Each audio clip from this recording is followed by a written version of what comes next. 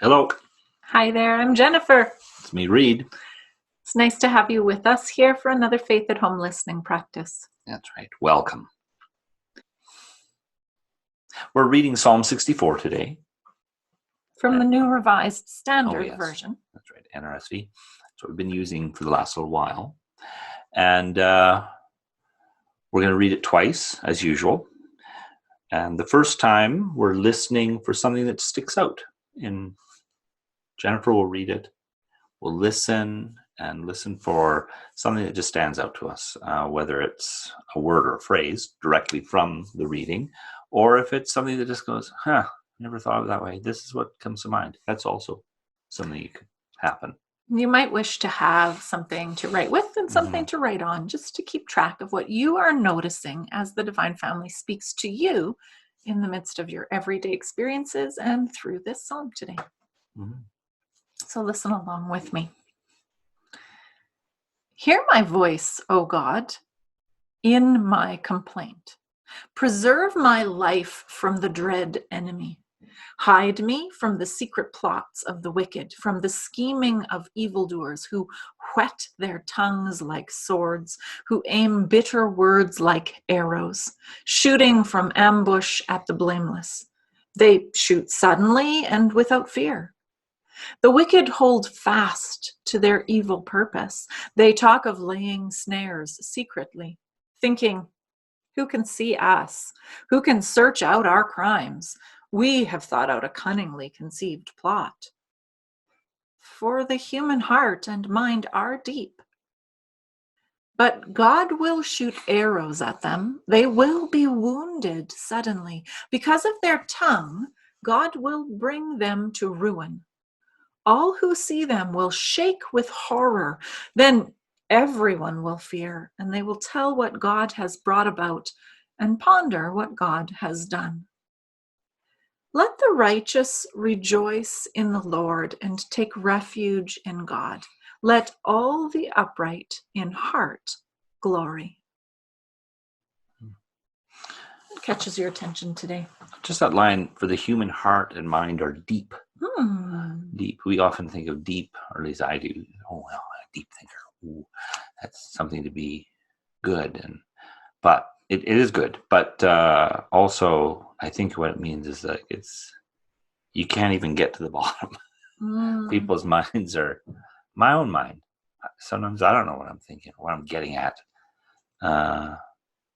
It's difficult to understand where people are coming from sometimes, even when they are trying to make themselves clear.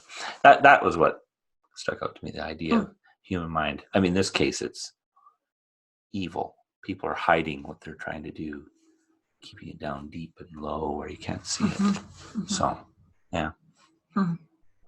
The piece that sort of jumped out at me today was this idea that when there is hiding and lying, it causes this ripple effect of people feeling fear and I would say naming and blaming God for what has happened, for the suffering that has come out of that.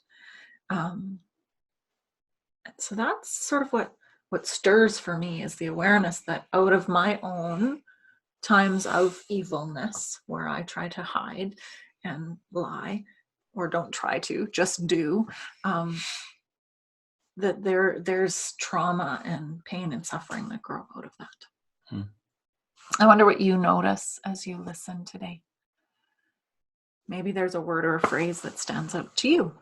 Yeah. Well, I'm going to read it again, but we're going to listen this time for an invitation where God's going to speak to us again, but it's going to be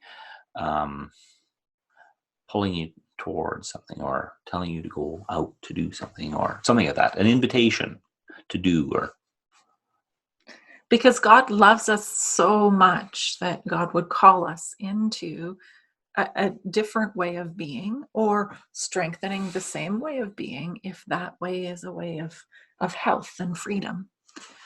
So we listen along with you, Reed. All right. Psalm 64. Hear my voice, O God, in my complaint. Preserve my life from the dread enemy.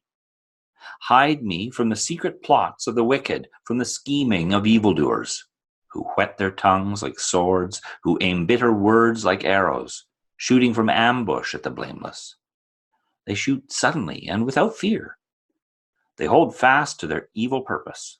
They talk of laying snares secretly, thinking, who can see us? Who can search out our crimes? We have thought out a cunningly conceived plot. For the human heart and mind are deep. But God will shoot arrows at them. They will be wounded suddenly. Because of their tongue, God will bring them to ruin. All who see them will shake with horror. Then everyone will fear. They will tell what God has brought about and ponder what God has done. Let the righteous rejoice in the Lord and take refuge in God. Let all the upright in heart glory. Mhm. Many lovely invitations that can grow out of that song.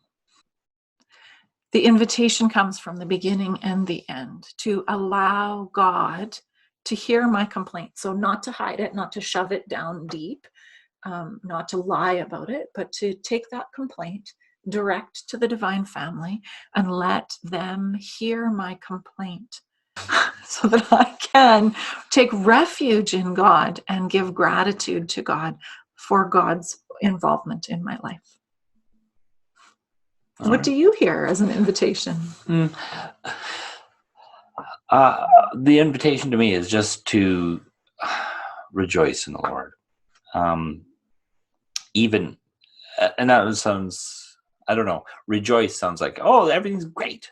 That's when we rejoice normally. We're rejoicing. But it's rejoice in the Lord in the midst of, these guys or these people setting snares and shooting arrows.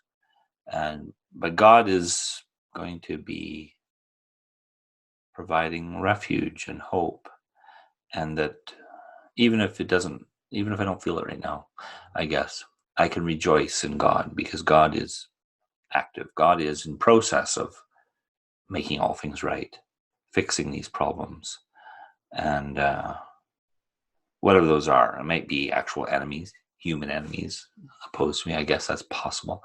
I don't really think of in those terms, more of like life circumstances and things like that, which are sort of attacking me, if you will. And God will provide help in those, preserve me in those situations. And that's what I should rejoice in. So come, rejoice, is what I hear. What do you hear? What's the invitation to you today to do or to be or to not be? We hope that you'll take a moment to share with us. Thanks so much for being with us again today. See you. See you.